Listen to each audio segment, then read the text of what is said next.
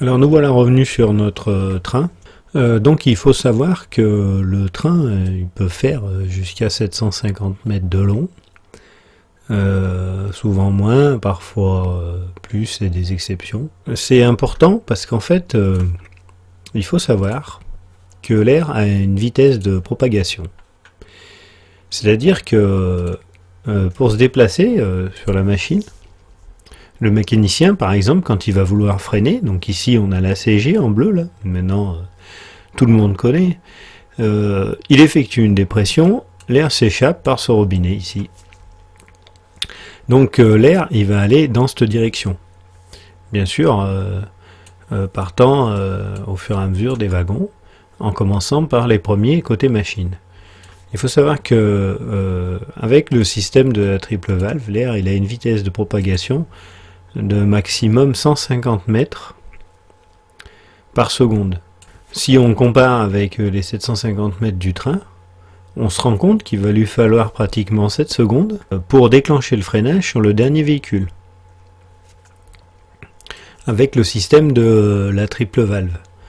C'est-à-dire que sur un trait de 700 mètres, eh ben, le mécano il va déclencher le freinage, le premier wagon va serrer, ensuite le deuxième va serrer, ensuite le troisième et ainsi de suite.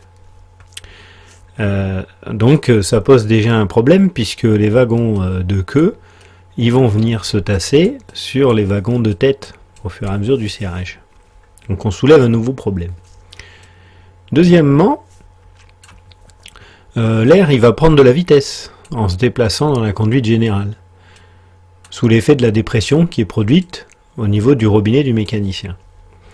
Donc l'air il avance, exactement comme de l'eau.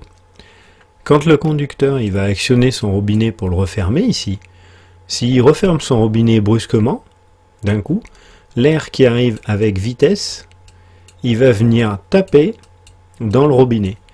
On appelle ça le coup de bélier. Donc le coup de bélier, il est facilement observable avec le tuyau de chez vous, du robinet de la salle de bain, de l'évier, du lavabo. Vous l'ouvrez à fond et vous le fermez brusquement et vous allez entendre taper dans la tuyauterie. Ça s'appelle le coup de bélier. C'est parce qu'on arrête l'eau brusquement. Donc ça crée un problème parce que l'air arrive, il va taper et il repart dans l'autre sens. Ça fait un genre d'onde de choc en fait. Du coup, ça va créer des turbulences au niveau des distributeurs, etc. Parce que la CG, en fait, ce qui va se passer, c'est que le conducteur du train va ouvrir son robinet, elle va descendre, comme ça, en pression. Donc de 5 bars, elle descend à 4 bars. Il ferme brusquement son robinet, elle va faire une remontée. Pour redescendre et se stabiliser, par exemple. Donc ça va pas. Deuxième chose, le conducteur, il va avoir un seul mano, CG par exemple, donc comme ça, avec son aiguille à l'intérieur, ici, à 5 bars. Quand il va ouvrir son robinet, pour déclencher le freinage, l'aiguille ici, elle va descendre, mais brusquement. Lui, quand elle va arriver à 4 bars, il va refermer son robinet, et l'aiguille, elle va remonter légèrement. Sous l'effet du coup de bélier, justement. Ou alors, il faudrait qu'il soit doux de la manette et qu'il ouvre tout doucement et qu'il referme tout doucement. Ça devient compliqué dans la conduite d'un train. Donc, il se passe un problème à ce niveau-là, qu'il va falloir gérer et résoudre. Maintenant qu'on vient de mettre en place les triples valves sur les wagons, il va falloir s'occuper d'un appareil qu'on appelle le robinet du mécanicien. Donc, c'est ce qu'on va voir. On va s'intéresser maintenant à la loque. Donc on est toujours avec nos wagons à triple valve. On va voir comment va être commandé cet effort de freinage. Alors là, on va reprendre notre schéma. Donc la première des choses qu'on va faire, c'est qu'on va enlever le robinet là où il est placé. Et on va venir l'installer, on va installer notre CG là où elle doit être. C'est-à-dire que sa place, c'est pas ici. On va mettre la CG ici à côté de la CP, donc elle traverse toute la machine, n'est-ce pas? On va mettre le robinet du mécanicien ici, voilà. Donc le robinet du mécanicien, il va descendre, alimenter la CG là, et il va venir directement au RP. Voilà, donc des réservoirs principaux, le robinet mécanicien il se trouve dans la machine ici. On va y placer une manette dessus et il vient alimenter. Comme on en est là, eh ben on va pas s'embêter. Sur les machines, on va également mettre un frein automatique. En plus du frein direct. On va faire une conduite dérivée de la CG. On va placer un réservoir RA sur la machine. On va mettre une triple valve. Et ensuite, cette triple valve, elle va revenir ici, au cylindre de frein. Et ici, on va mettre une double valve d'arrêt, comme ici. Donc comme ça, le conducteur, il dispose d'un frein direct qui freine que la loque, et d'un frein automatique qui va venir alimenter également les cylindres de frein. C'est-à-dire que quand il va freiner le train complet avec son robinet du mécanicien, il va également provoquer le serrage de la machine. Dans le même ordre d'idée qu'avec les wagons. Sur cette conduite générale, on va mettre un mano CG. Donc je vais vous montrer où se trouve le mano CG.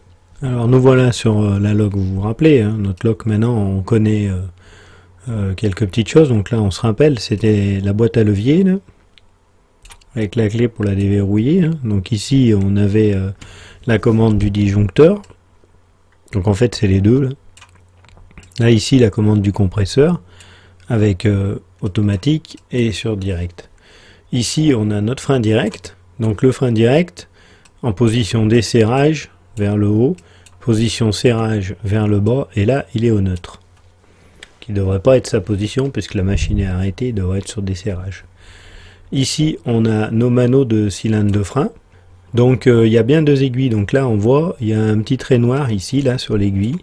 Ça indique que c'est l'aiguille du bogie numéro 1. Dessous, il y a une deuxième aiguille, c'est l'aiguille du bogie numéro 2. Donc il n'y a pas de mano pour les cylindres de frein des véhicules, des wagons. Le conducteur, il n'a aucune visibilité de l'état des cylindres de frein des véhicules. Donc la conduite générale, donc là on se rappelle l'aiguille rouge. Ici c'est l'aiguille de la CP qui doit être entre 9 et 8 bars à peu près. Elle se trouve ici quand les RP sont gonflés. Et notre mano CG, il est ici. Voilà. Donc là, c'est marqué conduite générale. Donc le mano CG, il devrait être à 5 bars. Donc on voit comment il est gradué. Hein, donc de 0 à 5. Donc ça va jusqu'à 10. Mais en fait, on s'en occupe pas. Ça dépasse pas 5. Je vous expliquerai. Donc 5 bars. Et il y a 10 graduations entre chaque bar. Donc on peut régler précisément la pression. Donc ça c'est le mano qui indique la pression qu'il y a à l'intérieur de la conduite générale. Donc nous voilà revenus sur notre loque. Hein. Donc ici en rouge on a la CP donc, qui est à 9 bars. En bleu on a la CG qui est à 5 bars. Donc la CG elle traverse tout le train. Donc là ça devient un peu compliqué, va falloir suivre. Donc on a notre CP qui montre au frein direct après notre détendeur 5 bars, la double valve d'arrêt, ça descend et ça vient alimenter, donc on se rappelle, notre cylindre de frein ici. Là ici on a notre fils, le frein à main en fait. Hein. Donc qu'est-ce qu'on a fait? On a fait passer la CG à travers la machine, exactement comme pour la CP. Cette CG elle descend, elle vient alimenter un RA.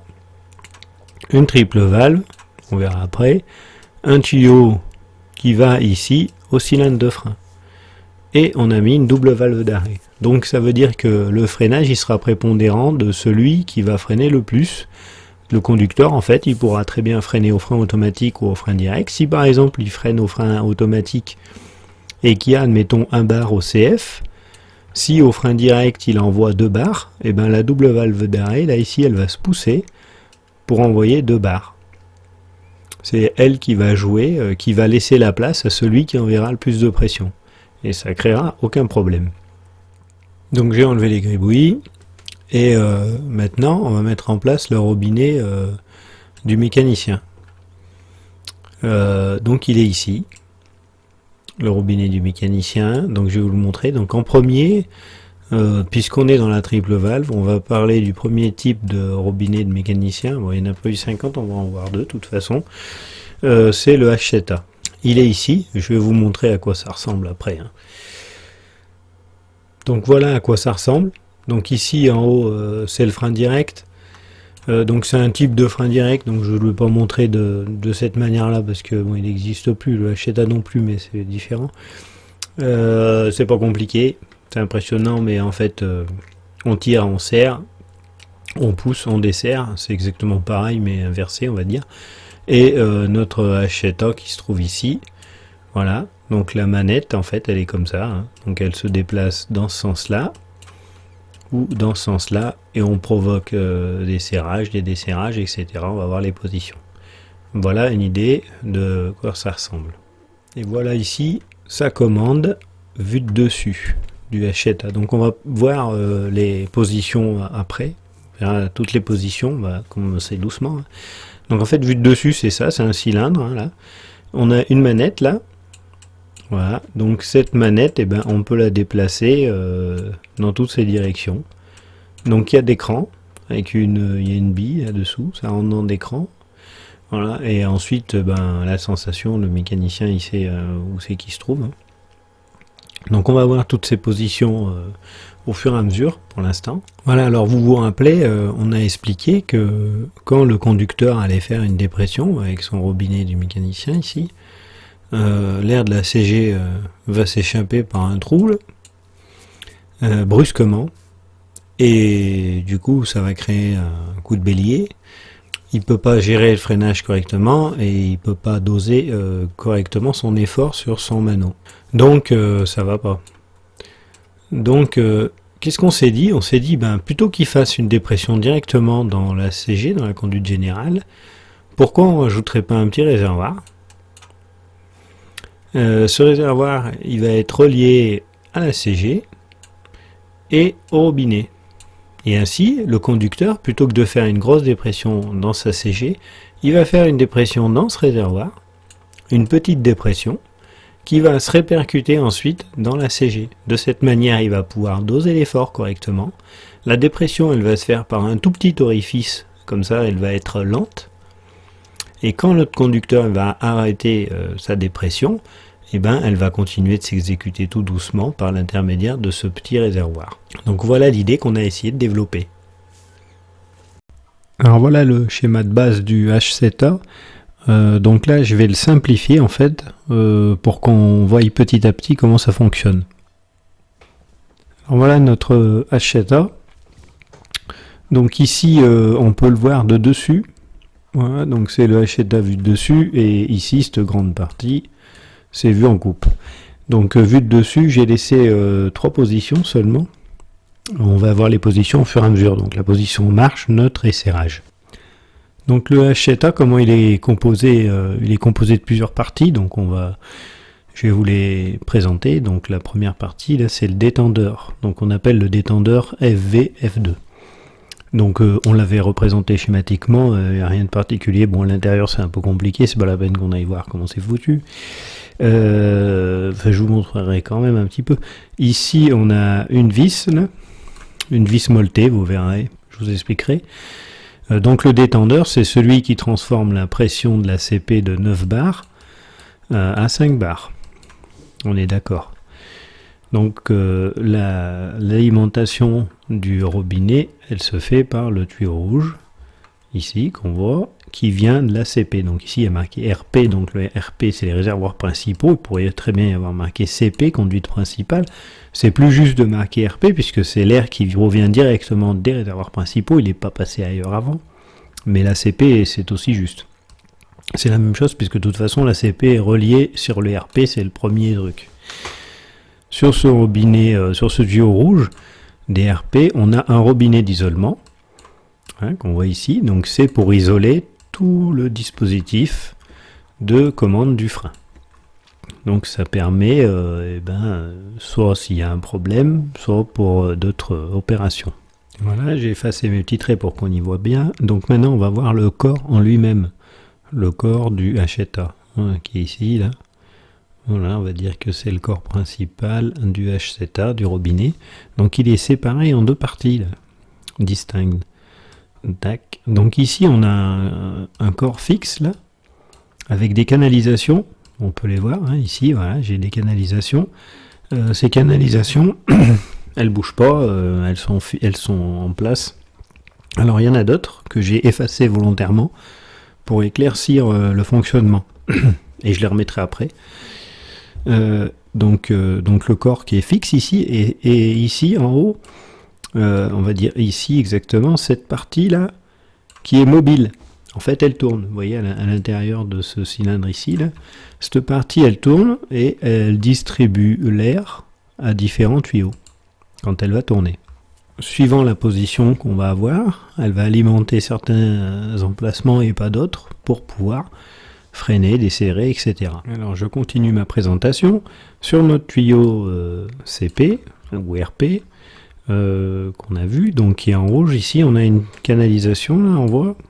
Donc ça veut dire que l'air des RP il suit ce petit tuyau, on voit qu'il est plus petit que les autres, il remonte ici, et hop, il vient ici, un manomètre. Donc c'est le manomètre DRP, ou de l'ACP. C'est celui qu'on avait vu, je vous avais montré déjà, sur un gros cadran, avec une aiguille rouge, qui varie entre 8 bars et 9 bars. On dirait un champignon, mon 8. Ici, on a un deuxième tuyau, marqué CG, c'est la conduite générale. Donc maintenant, on le connaît. Donc lui, c'est celui qui va sortir du robinet du mécanicien. Donc jusque-là, on a compris. L'air, il arrive par la CP, il passe au détendeur, il vient dans le robinet. Et ensuite, le robinet, il fait varier la pression dans ce tuyau bleu. Là. Voilà. Le tuyau de la CG. Ce tuyau de la CG, il a également un petit tuyau ici, qu'on voit, qui part comme ça, et qui remonte jusqu'à un manomètre, c'est le manomètre de la CG. Donc on l'a vu aussi, le manomètre de la CG. Hein. Je vous l'ai montré, c'est un mano, c'est marqué CG, mais voilà. Et il est à 5 bars. Donc voilà pour les deux manomètres. Ici, on a rajouté un réservoir, donc celui que je vous ai parlé. On va rajouter un réservoir supplémentaire dans lequel le conducteur va faire la dépression nécessaire au freinage. Donc ce réservoir ici, là, on l'a appelé réservoir égalisateur. C'est le RE, c'est le réservoir égalisateur. Et sur ce réservoir, on peut voir également qu'il y a un petit tuyau qui part là, et qui monte au même manomètre que celui des RP. Il y a marqué RE, réservoir égalisateur, c'est-à-dire que c'est un manomètre double. Dans le même manomètre, on a l'aiguille DRP et l'aiguille DRE. Du RE, pardon. Du réservoir égalisateur. C'est pas gênant, puisque en général, la CP, elle descendra jamais en dessous de 5 bars. Puisque si la CP descend en dessous de 5 bars, la CG, le RE vont aussi descendre en dessous de 5 bars. Puisqu'il n'y aura plus d'air pour alimenter. Donc on a mis les deux aiguilles dans le même manomètre. C'est le mano double. Je vais vous le montrer. Alors voilà, bon, la photo n'est pas de bonne qualité, mais je vous le remontrerai mieux. Notre manomètre CP, c'est celui-là. Vous vous rappelez, on a l'aiguille rouge ici, là, et ici, on a une aiguille blanche que je fais en rouge. Cette aiguille, eh ben, c'est le mano RE. Donc on a vu, hein, ici c'est les cylindres de frein. Donc en général c'est un mano plus petit, c'est un petit mano avec deux aiguilles. Ici on a le manomètre de la CG, donc de la conduite générale. Tac. Et ici on a un mano double des RP ou de la CP comme vous voulez, et du RE, réservoir égalisateur. Donc on a 3 cadrans avec 4 aiguilles, enfin 5 si on compte les CF qui sont doubles. Alors maintenant qu'on a vu l'ensemble du robinet Hacheta, on va s'intéresser maintenant à l'intérieur et à son fonctionnement. Donc il y a une pièce mobile à laquelle il faut prêter attention, c'est celle-là, voilà, et qui s'appelle la soupape égalisatrice. Donc en fait elle se déplace ici, là, dans cet environnement, là, tac, elle monte et elle descend. Et on peut voir donc ici qu'elle a un pointeau. Et ce pointeau, il vient boucher un orifice qui permet à l'air de s'échapper par là. Voilà. Donc quand la soupape elle est en bas, elle bouche ce trou. Quand elle remonte, l'air il passe, il peut passer ici et descendre par là et s'échapper. Voilà.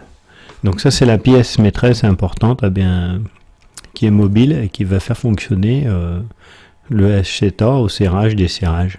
Donc maintenant je vais vous montrer comment ça fonctionne. Alors voilà. Ici on a le tuyau d'alimentation, donc CP, ou les réservoirs principaux. Donc qui vient des réservoirs principaux, l'air il arrive, il monte par ce tuyau rouge, il passe le robinet d'isolement et il rentre dans le détendeur, ici FV2. Donc quand il ressort de ce détendeur, l'air il ressort du détendeur à 5 bars. Et il vient alimenter tout le système de frein.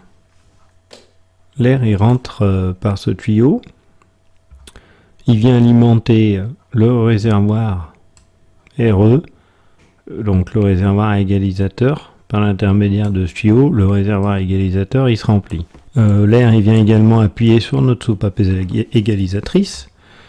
Par l'intermédiaire de ce tuyau, l'air il descend directement à la CG. Ici, il y a une bifurcation et il vient alimenter l'autre partie de la soupape égalisatrice. C'est-à-dire que l'air, il va appuyer à égale pression des deux côtés. Du coup, notre soupape égalisatrice, elle ne bouge pas, elle reste en position. Donc la position marche. On est sur une position marche. La soupape est fermée, l'air ne peut pas s'échapper. Donc tous les réservoirs sont remplis. Nos manomètres RE, notre manomètre RE va afficher 5 bars et notre manomètre CG va afficher 5 bars. L'air il va descendre et il va aller directement alimenter nos wagons avec leur RA. Le RA de chaque wagon, chaque équipement de frein va être alimenté à la pression de régime de 5 bars. Donc c'est une fonction marche. Le premier problème qui va se poser, c'est que déjà, il va y avoir des fuites inévitables sur un train de 700 mètres. Il y a forcément des micro-fuites, donc il faut en permanence alimenter cette CG à 5 bars. Le souci, c'est qu'il ne faut pas, en cas de rupture d'attelage, en cas de rupture de la conduite générale, empêcher l'automaticité du frein, empêcher que le frein se mette en action. Donc, ici, on va avoir des orifices calibrés avec une dimension plus petite, et c'est plus serré ici, de façon à ce que le débit de l'air il soit freiné, c'est-à-dire qu'il y aura toujours une pression de 5 bars, mais le débit est vraiment ralenti, il est faible en fait, c'est un faible débit.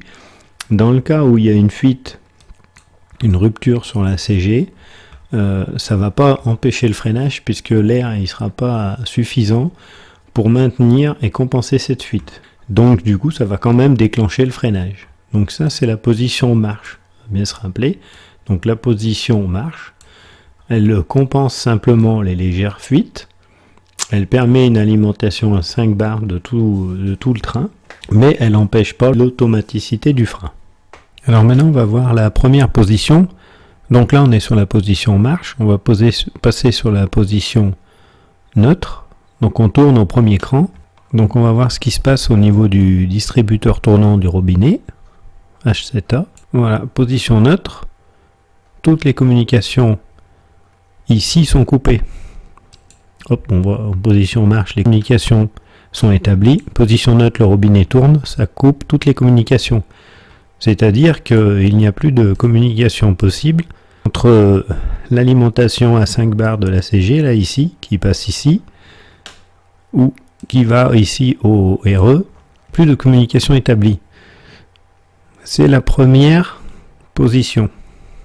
Donc dans cette position, on se souvient qu'il y avait des tolérances d'étanchéité entre donc pour la CG et les réservoirs principaux. Donc dans cette position, le conducteur il va pouvoir contrôler, grâce à ses manomètres, l'étanchéité des réservoirs principaux et de la CG, puisque toutes les communications sont coupées, donc il n'y a plus d'alimentation de la CG par exemple. Donc si jamais il y a une fuite au niveau de la CG, l'aiguille de la CG ici, elle va chuter. S'il y a une mauvaise étanchéité au niveau des réservoirs principaux, vu que c'est coupé à ce niveau-là, et que c'est le tuyau qui continue à de la CP après le détendeur, ça veut dire que s'il y a une chute au niveau de l'ACP ou des RP, les réservoirs principaux, ça signifie qu'il y a une fuite entre ici, à cet endroit du robinet du mécanicien, jusqu'au réservoir qui vont à la production d'air. Donc maintenant on va passer au serrage. Donc là on est sur la position neutre, puisqu'on est obligé de passer par la position neutre pour ensuite passer sur la position serrage. Et ensuite on va voir ce qui se passe. Hop, on tourne notre distributeur rotatif et on voit ici qu'il y a une communication qui s'effectue. Donc quand on tourne le distributeur rotatif, donc le robinet du mécanicien, on met à l'atmosphère le réservoir aéreux ici par l'intermédiaire de cette canalisation. Donc le conducteur il va avoir chuté son aiguille RE ici. L'aiguille RE elle va chuter tout doucement puisque c'est un petit réservoir. Donc par l'intermédiaire de la canalisation ici qui montre au manomètre, il va avoir son aiguille RE chuter. Donc qu'est-ce qui va se passer quand la pression au niveau du RE va chuter? Alors ici j'ai reproduit le bar graphe comme on s'était servi pour la triple valve, comme ça sera plus facile. Donc le conducteur il a effectué une dépression, donc il a mis à l'atmosphère le RE. Donc on va dire qu'il a fait une dépression de 4 bars au RE. Donc ce qui se passe, c'est qu'il y a un déséquilibre, comme pour la triple valve, c'est-à-dire que notre soupape régularisatrice ici, et du coup, elle va être obligée de monter sous la pression de l'air de la CG. Donc l'air qui se trouve dans la CG ici, il va venir pousser la soupape. Du coup, la soupape égalisatrice, elle va monter, et en montant, elle va libérer le trou d'évacuation qui se trouve ici. Du coup, l'air de la CG, il va s'échapper par ce petit trou. Donc, comme c'est un trou calibré, ça va descendre la pression dans la CG, elle va chuter tout doucement, jusqu'à ce qu'elle s'établisse à la même valeur que celle du RE, c'est-à-dire à 4 bars. Dès que la pression dans la CG atteint les 4 bars, la soupape égalisatrice redescend à sa position initiale. Alors, je résume pour que ce soit bien clair. Donc on part de la position neutre, notre conducteur il manœuvre le robinet Hacheta et il provoque un serrage. Donc il met en communication le RE avec l'atmosphère. À ce moment-là, l'air du RE qui est à 5 bars, il s'échappe. La pression dans le RE, elle diminue à 4 bars. Nous sommes donc ici en position de serrage. Dès que le manomètre indique 4 bars, notre mécanicien se remet en position neutre. Donc il coupe la communication entre le RE et l'atmosphère. Et la RE arrête de se vidanger. Pendant ce temps, la soupape égalisatrice, elle monte, puisqu'elle est poussée par l'air de la CG qui est plus important que l'air qu'il y a dans le RE. À ce moment-là, l'air de la CG s'échappe jusqu'à ce que la pression elle descende à la valeur de 4 bars. Dès que la pression s'est établie à la valeur de 4 bars, un ressort ramène tout doucement notre valve régularisatrice à sa position initiale. L'air de la CG arrête de s'échapper. Le conducteur a donc effectué un palier de serrage. S'il recommence la même opération, il va provoquer un deuxième palier de serrage. Il abaisse la pression dans le réservoir RE, la pression dans la CG va baisser en s'échappant par le trou.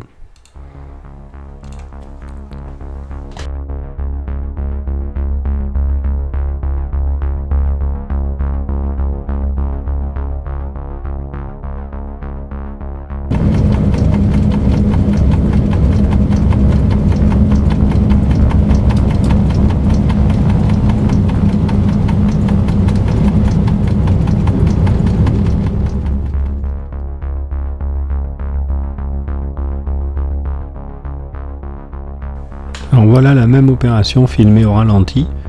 Le mécano fait une dépression de 0,800 dans le RE.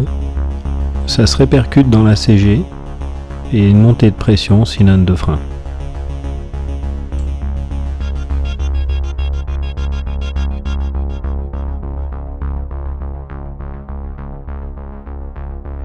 Alors là on peut voir l'effet inverse, le desserrage. Donc le mécano alimente le RE à 5 bars.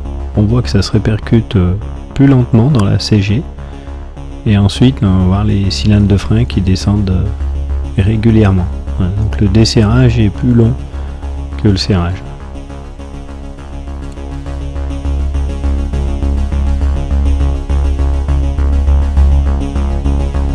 Alors nous voilà revenus sur notre robinet du mécanicien H7A. Donc le robinet est sur neutre. Et maintenant on veut desserrer. Donc on se remet sur marche. Donc on fait tourner la valve rotative, ici. Ainsi le RE va être alimenté ainsi que la CG. À ce moment-là, la CG va remonter à 5 bars et ça va desserrer les freins des véhicules. Sauf que le problème, comme on a vu tout à l'heure, c'est que ici on a un passage réduit, un orifice réduit pour permettre l'alimentation lente, en fait, juste pour compenser les fuites, les petites fuites. Et le problème, c'est que là, il faut quand même desserrer, donc ça prend du temps. Donc on s'est dit, est-ce qu'on pourrait pas faire une position de manière à pouvoir desserrer plus rapidement? On a donc créé la position grand débit, ici, là, donc la position numéro 2. Là, on était sur marche, donc en fait le conducteur il continue de pousser sa manette sur la gauche. Ça va alimenter la CG grand débit. Donc en fait les canalisations ici elles ne changent pas.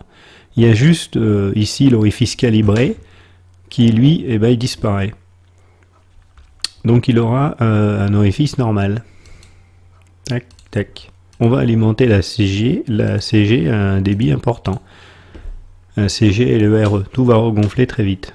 Sauf qu'il y a un inconvénient qu'il faut bien faire attention, c'est que quand le conducteur est sur la position ici grand débit, si jamais il y a une fuite au niveau de la CG, comme le débit est important, il ne va pas y avoir déclenchement du frein automatique.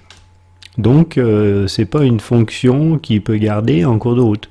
C'est-à-dire qu'une fois que les freins ils sont desserrés, le conducteur il repasse sur la position marche. Il ne doit pas rester sur la position grand débit pendant que le train roule.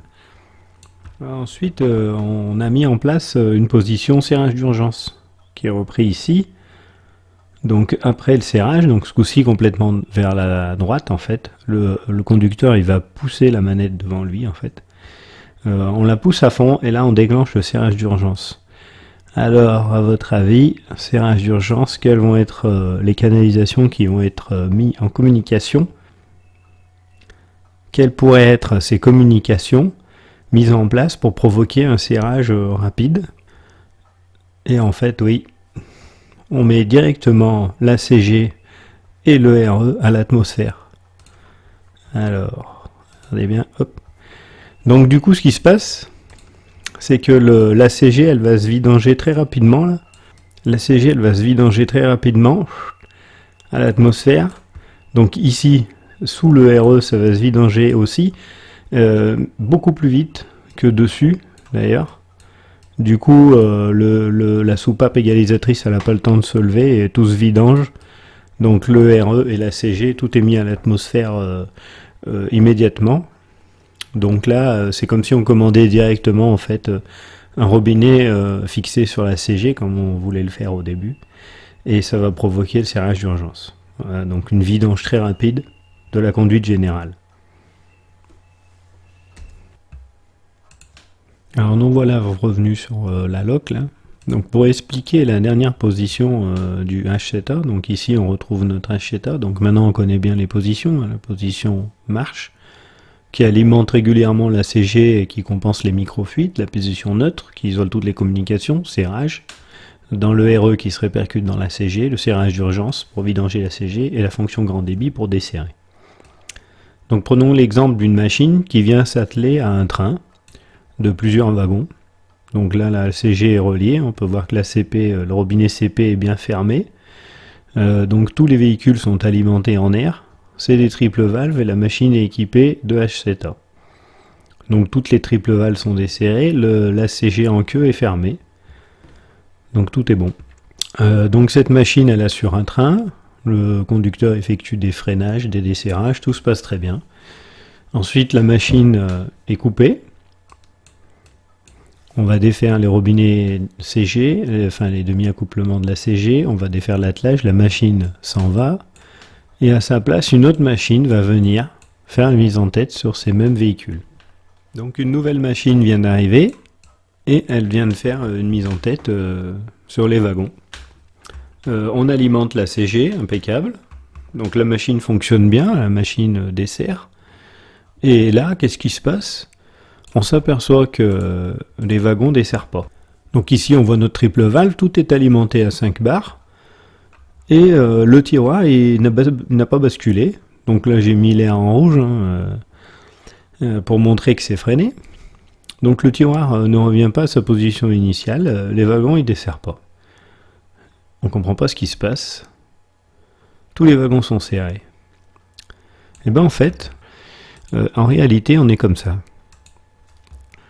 C'est-à-dire que la machine, qui croit avoir alimenté à 5 bars, en fait, elle alimente à 4,9 bars. La machine alimente à 4,9 bars, sauf que la machine qui est passée avant, elle avait un détendeur bien réglé à 5 bars. C'est-à-dire que si jamais les détendeurs des machines ne sont pas exactement tarés à la même valeur, eh ben, une machine qui aura un détendeur taré à une valeur légèrement inférieure, il ne pourra pas desserrer les wagons d'une machine qui est passée avant avec un détendeur taré à la bonne valeur ou à une valeur juste supérieure. Donc là, on a un problème. Donc c'est pourquoi on a inventé une autre position, une dernière position qui s'appelle la surcharge. C'est ce qu'on va voir. Alors le principe de la surcharge, en fait on s'est dit on va alimenter donc la conduite générale à une pression de 5,4 bars. Donc 5,4 bars, c'est une pression juste suffisante pour provoquer le desserrage des freins si une machine a été tarée à une pression légèrement supérieure. Donc on va alimenter toute notre CG, comme ça, 5 bar 4. Comme la valeur de 5 bar 4 est forcément supérieure à la pression qu'il y a dans le RA, ça va provoquer le desserrage des freins. Donc comme la pression CG est alimentée à une valeur de 5,4 bars, on peut voir que le piston il reprend sa place, les cylindres de frein se desserrent, impeccable. Le RA, forcément, au bout d'un moment, il va être alimenté à 5 par 4. Donc ce qu'on fait, on attend bien que tout soit alimenté à 5 par 4. Et ensuite, on va avoir un dispositif dans le robinet du mécanicien qui va faire redescendre cette pression tout doucement à une valeur de 5 bars. Donc par l'intermédiaire de ce trou, le RA il va descendre également. Et ainsi, tous les équipements de frein, ils seront à la valeur de la pression correspondante à la machine. Alors la position surcharge, elle se trouve ici, là, voilà. Donc ça c'est notre première position en fait. Hein, donc après on a grand débit, marche, note, serrage et serrage d'urgence. Donc là sur le schéma, eh j'ai rajouté un réservoir. C'est le réservoir de la surcharge. La surcharge, elle va remplir un petit réservoir. Il est tout petit, hein, le réservoir de la surcharge. Et j'ai rajouté ici une canalisation.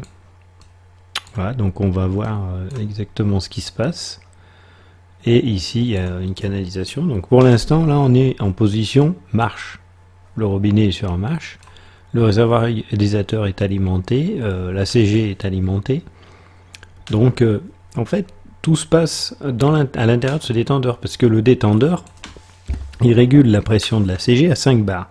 Donc il va falloir que le robinet du mécanicien, ici, quand il va tourner, il mette en communication des canalisations qui vont changer la pression à l'intérieur de ce détendeur pour une valeur de 5,4 bars et alimenter la CG à cette valeur.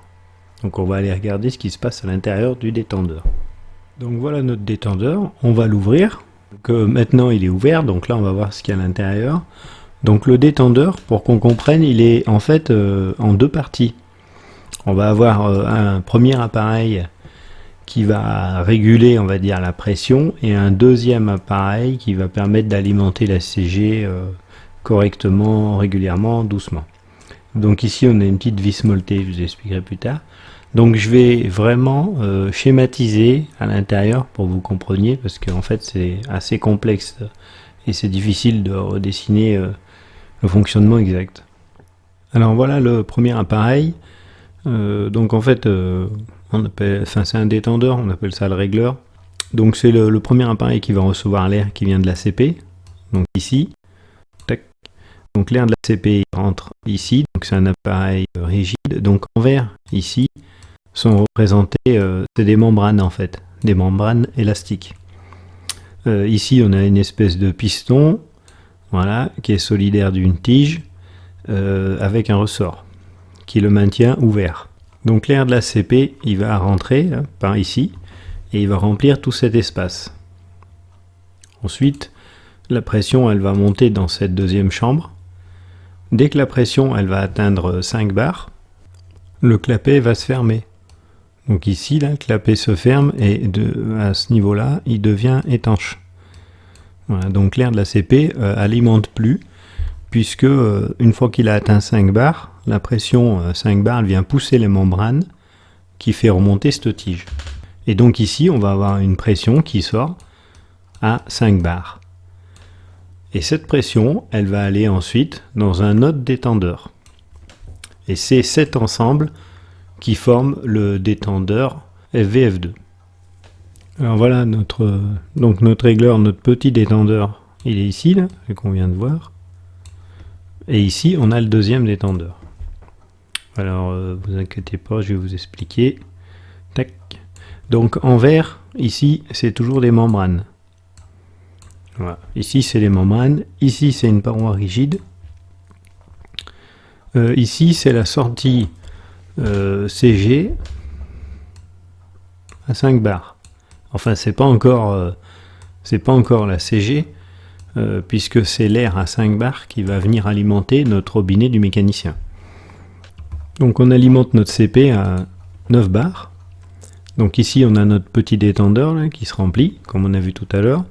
On a un deuxième tuyau qui part et qui vient remplir cette autre partie du détendeur, du deuxième détendeur on va dire. Ensuite, donc l'air il va circuler et il va venir alimenter une chambre à 5 bars. Dès que l'air atteint les 5 bars ici, le clapet il se referme comme on a vu tout à l'heure et le régleur, le petit détendeur, a fini de jouer son rôle. Il alimente maintenant ce grand détendeur à 5 bars.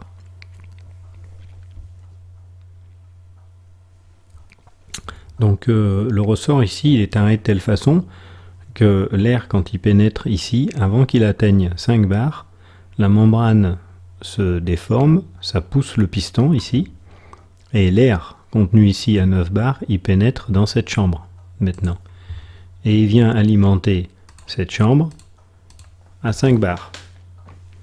Dès que l'air atteint 5 bars dans cette deuxième chambre, ben, il se trouve un équilibre de nouveau, donc le ressort vient appuyer dessus, la membrane elle redescend, et elle vient boucher l'orifice, et ainsi on alimente avec plus de précision la CG à 5 bars. Donc l'équilibre est atteint et maintenant on alimente à 5 bars ici notre robinet du mécanicien H7A pour ensuite alimenter la CG à 5 bars. Donc maintenant on va voir comment faire pour alimenter la CG à 5 bars 4 en surcharge. Alors nous voilà retournés sur notre robinet H7A. Hein, donc on se rappelle, on a vu tout à l'heure, ce qu'on vient de voir, c'est le détendeur, hein, ici. Là. On avait rajouté une canalisation, donc maintenant je vais vous montrer, avec le détail qu'on a vu tout à l'heure, son fonctionnement, lié au fonctionnement du H7A. Donc on va voir exactement comment c'est fait. Alors nous voilà revenus sur notre H7A, on a vu tout à l'heure. Donc j'ai déplacé le manomètre CG, ici, qui était un peu plus haut, donc il gênait. Donc on se rappelle, hein, on est sur la position surcharge. On parle de la surcharge, donc le robinet complètement décalé sur la gauche. Donc ici on avait une communication que j'ai coupée. Donc elle n'existe plus, c'est pour s'adapter, parce qu'en fait les tuyaux ils passent pas exactement au même endroit. Et la CP, j'ai fait une conduite dérivée pour venir et que ça corresponde au schéma qu'on a fait tout à l'heure. Puisque tous ces tuyaux, ce sont en fait des canalisations à l'intérieur d'un petit appareil. Donc on ne peut pas représenter, sinon ça va passer les uns sur les autres, on ne comprendrait plus rien. Donc voilà notre HTA équipé de son détendeur FV-F2. Donc on va commencer par alimenter notre CP. Hop. Donc ça alimente le premier détendeur, le régleur, le haut du deuxième détendeur. Donc ça on se rappelle. Donc ensuite on va avoir de l'air à 5 bars. Voilà, donc l'air il sort ici du régleur, il rentre dans le détendeur, ça pousse la membrane, ça fait passer l'air de la CP ici, et ça vient alimenter le robinet du mécanicien. Et ensuite, la suite, on la connaît. Maintenant, on sait, ça alimente le réservoir égalisateur et notre clapet. Voilà, donc tout est alimenté correctement, y compris notre manomètre CG. Maintenant, on va mettre en communication cette nouvelle canalisation. Et voilà, on vient de créer une communication ici, là, qu'on peut voir. Donc maintenant, l'air de la CG, il va descendre par ce nouveau tuyau. Tac. Et il va venir donc alimenter un réservoir ici. Donc ça, c'est ce qu'on appelle le réservoir de surcharge.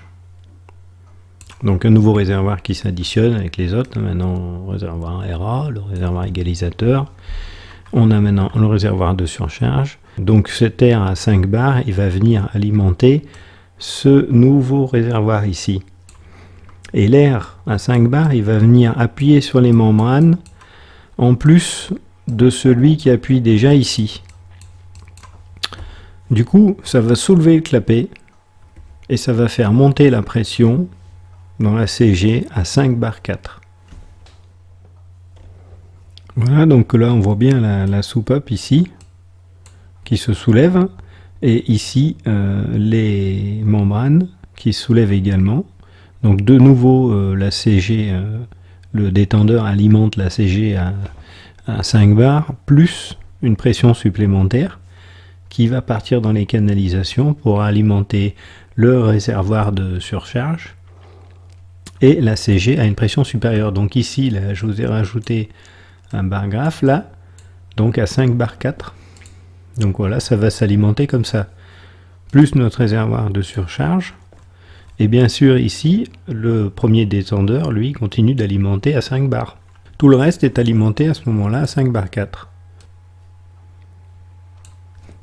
Donc une fois que toute l'alimentation est arrivée à 5 bar 4, la soupape redescend et elle bouche l'orifice, et du coup la CG elle reste alimentée à 5 bar 4.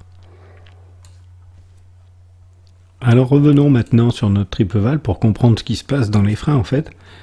Donc là, s'il restait une pression résiduelle supérieure à 5 bars, comme on va alimenter la CG à 5 bar 4, on est sûr qu'on va desserrer tous nos freins. Donc il va falloir en fait un réétalonnage, on va dire, de la pression dans tous les distributeurs de frein, dans tout le mécanisme de frein. Sauf que maintenant, il va bien falloir évacuer cette pression pour redescendre à 5 bars, parce que sinon, un autre conducteur derrière, il ne pourrait pas desserrer, il faut refaire descendre cette pression à la valeur nominale qui est 5 bars. Alors le problème il est qu'il va falloir faire baisser la pression dans la CG ici, mais tout doucement, puisque pour que l'air il puisse s'échapper par le petit orifice ici, sans provoquer le déplacement du piston qui provoquerait un serrage. Dans le cas où le conducteur effectue un serrage avec la CG à 5 bar 4, pour desserrer, il serait obligé de réalimenter sa CG à la valeur de 5 bar 4. Donc il va falloir que l'air il s'échappe tout doucement de cette CG. Donc on va voir dans le robinet du mécanicien comment ça va se passer. Donc nous voilà sur le robinet du mécanicien. Donc ici, le mécanicien il va donc replacer son robinet sur la position marche. Donc ici on est sur surcharge, on est d'accord. Il va repasser directement sur la position marche, pas sur grand débit, marche. Voilà, le conducteur a tourné son robinet du mécanicien, donc on peut voir ici qu'il est repassé sur la position marche. Le réservoir de la surcharge est de nouveau isolé, ainsi que le réservoir ici qui a permis d'augmenter la pression dans la surcharge. Alors qu'est-ce qu'on a fait? Eh ben, on a simplement créé ici un trou de fuite, c'est son nom, voilà, un tout petit trou, et en fait la surcharge elle va s'éliminer par ce trou. Donc comme la communication est coupée, la pression diminue dans toute cette partie là. Du coup, comme la pression elle a diminué, la tige ici, elle se retrouve de nouveau en déséquilibre. Donc il y a une force qui s'exerce sur les membranes, comme ceci. Alors ce que je vous ai pas dit, c'est que la tige ici, on voit, elle n'est pas solidaire du clapet là. C'est-à-dire qu'elle vient se poser ici. On appelle ça une tige creuse. C'est important parce que quand on verra le distributeur, on va la retrouver, la même chose, quand on va avoir une autre sorte de distributeur, autre que la triple valve en fait. Donc ici c'est une tige creuse, et cette tige là, elle va descendre. Alors je vais agrandir, voilà, pour bien qu'on voit le fonctionnement. Donc comme il y a à nouveau un déséquilibre, notre tige elle va descendre. Alors je vais vous montrer, tac. Donc elle descend comme ça. Alors bien sûr, comme elle descend, les membranes élastiques, elles se déplacent comme ça. Les membranes élastiques, elles se déplacent comme ça. Du coup, l'air qui est contenu ici, dans cette chambre, il va descendre là. Dans la tige creuse. C'est son nom.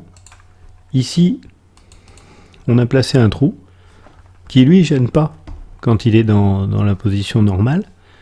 Et donc l'air va continuer de descendre. Il va passer par ce trou ici. Et on va faire ici un deuxième trou de fuite.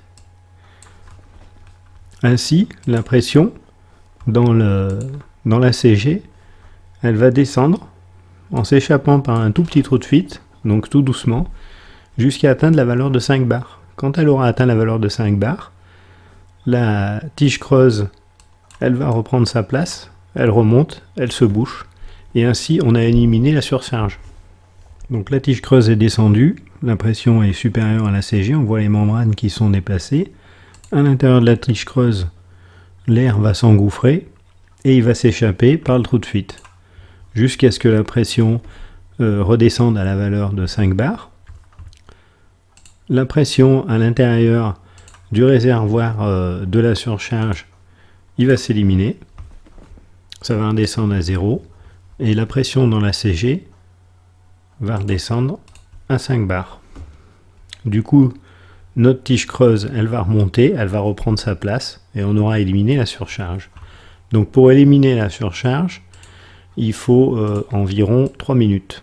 3 minutes, c'est le temps pour éliminer la surcharge. Donc c'est long et pas long, mais il faut bien attendre l'élimination complète de la surcharge avant de pouvoir réutiliser le frein et reprovoquer un serrage.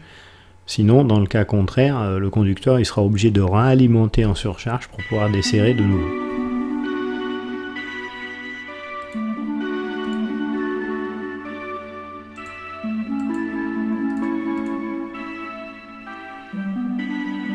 Alors pour terminer avec le Cheta, on va revenir sur la lock. Donc maintenant on connaît toutes les positions. Donc la position surcharge qu'on vient de voir, la position grand débit pour alimenter et desserrer plus vite, la position marche qui ne compense pas les fuites. Donc bien sûr la position grand débit surcharge, c'est des positions qu'il ne faut pas utiliser en conduisant en roulant, puisqu'elles ne compensent pas les fuites. La position neutre, pour vérifier l'étanchéité, ou faire un palier de serrage, la position serrage et serrage d'urgence. Donc ici sur la lock, bien entendu, il y a un HCTA dans chaque cabine, comme il y a un frein direct dans chaque cabine. Il y en a deux. Je reviendrai là-dessus. Donc là, on va prendre l'exemple d'un conducteur. Il est attelé à son train. Donc il a desserré ses wagons avec la surcharge. Il a ralimenté avec, il a éliminé sa surcharge. Tout fonctionne correctement. il roule, il a fait des kilomètres, il s'arrête et il gare sa rame pendant 1 heure sur un triage, sans dételer la machine, sans l'arrêter. Et là, quand il va pour repartir, il se rend compte qu'il y a un serrage. Il y a un des véhicules, le dernier, et bien il ne dessert pas. Alors en fait, l'air, c'est capricieux aussi. Donc qu'est-ce qu'il va faire? Il va alimenter ce véhicule en surcharge, et à partir de ce moment-là, ça va provoquer le desserrage du véhicule. Et ensuite, il faudra qu'il attende que sa surcharge s'élimine. Donc qu'est-ce qui s'est passé? C'est que l'air, avec la chaleur, il se dilate. Et ça peut arriver, ça arrive encore aujourd'hui. En fait, si, admettons, notre CG ici, elle est bien à 5 bars, son wagon, il a été exposé en plein soleil, et le hara a reçu les rayons du soleil directement. Du coup, la pression à l'intérieur du hara, elle peut monter par exemple à 5 bar 1 ou 5 bar 2. Si cette variation de pression est trop brutale, ça peut provoquer le serrage. Alors c'est pas grave, il suffit d'alimenter simplement la CG en surcharge pour éliminer cette surcharge justement due à la chaleur qui a provoqué une dilatation de l'air et donc une montée en pression. Donc ça c'est la première des choses, je voulais vous dire. La deuxième chose, avec le Hacheta par exemple, c'est qu'on peut avoir des machines reliées entre elles, soit en UM, soit en double traction. Donc quand on relie les machines entre elles, on va relier sur certaines machines également l'ACP. Mais en fait du coup le H7A, il risque d'alimenter le deuxième H7A ici. Donc du coup on se retrouve avec un H7A qui risque d'alimenter un autre H7A, d'où l'intérêt de cette petite vis molletée qu'on peut voir, qu'on a vu ici. Je vous ai montré tout à l'heure. Et en fait, cette vis molletée, elle sert à bloquer la tige creuse du détendeur.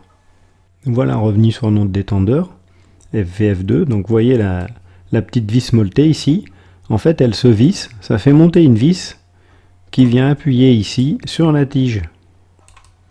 Et qui empêche cette tige de descendre. Donc, le robinet RM, qui se trouve ici, c'est son nom, le robinet RM, sert à isoler le détendeur ici. Et cette vis molletée également, elle empêche le mouvement du détendeur. Donc ces deux appareils, ils vont être mis soit sur la position isolée ou la vis molletée vissée, suivant si on veut utiliser la machine en UM, donc c'est-à-dire télécommander deux machines avec un seul conducteur, ou en double traction, c'est-à-dire deux machines attelées l'une avec l'autre, et dont chacune a un conducteur à son bord. Celui de tête, bien évidemment, c'est celui qui tient le frein. Celui qui est derrière, lui, il va simplement s'occuper de la traction. C'est-à-dire, ils vont être deux à tractionner, mais il y a que celui de devant qui aura l'automaticité, enfin la commande du frein. Il y a que celui de devant qui aura la commande du frein. C'est pourquoi celui de derrière, il sera obligé de placer des commutateurs en position d'isolement. Et ces commutateurs, c'est des documents de bord de la machine qui vont lui indiquer les positions qu'il devra utiliser.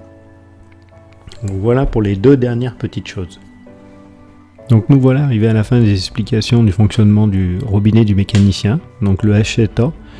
Donc c'est le dernier robinet mécanicien mécanique. On a vu la triple valve, qui est un appareil de distribution. Donc maintenant on va passer aux appareils modernes qui équipent les machines modernes. Et si vous avez bien compris les différents fonctionnements, surcharge, marche, serrage, qui est en fait qu'un jeu d'équilibre des pressions, ça va pas être difficile pour la suite. Dans le même temps, il est très important de comprendre le fonctionnement pour pouvoir comprendre l'application, c'est-à-dire comment on l'utilise ensuite ce frein. Bon, puis comme d'habitude, surtout n'hésitez pas à laisser des commentaires. S'il y a des choses qui vous paraissent anormales ou des fonctionnements qui sont pas clairs pour vous, si vous voulez poser des questions, débattre, ou si vous n'êtes pas d'accord avec une explication, c'est possible. Surtout que moi, il y a certaines choses qui sont pas détaillées comme elles sont vraiment dans la réalité, donc ça peut prêter à confusion. Mais le principe de fonctionnement, lui, est juste. Donc là, il n'y a pas de souci. Voilà. Et sur ce, je vous dis à bientôt pour la suite.